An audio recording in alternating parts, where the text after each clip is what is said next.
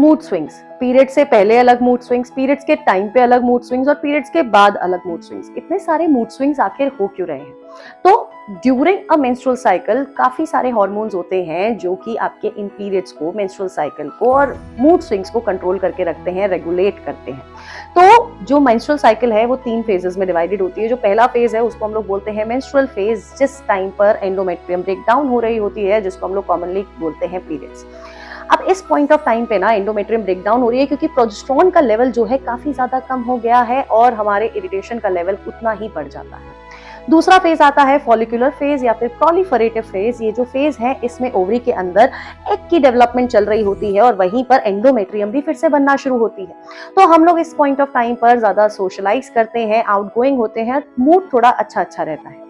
वहीं पर फिर आता है ओव्यूलेटरी फेज, 14th डे, जिस दिन जो विमेन होती है सबसे ज्यादा फर्टाइल होती है अकॉर्डिंग टू दी एनसीईआरटी।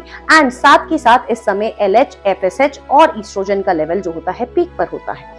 इसके बाद आता है आप लोगों का ल्यूटियल फेज या फिर हम लोग बोलेंगे सिक्रीटरी फेज। अब अगर मैं इस फेज के बारे में बात करती हूँ तो इस समय आपका ईस्ट्रोजन का लेवल थोड़ा कम हो जाता है, स्टार्टिंग में फिर से बढ़ता है क्योंकि प्रोजेस्टेरोन की एंट्री इसी पॉइंट ऑफ टाइम पर होती है और इस समय हमारा थोड़ा मूड जो है वो लो हो जाता है और साथ ही साथ इरिटेशन का लेवल धीरे धीरे बढ़ रहा होता है।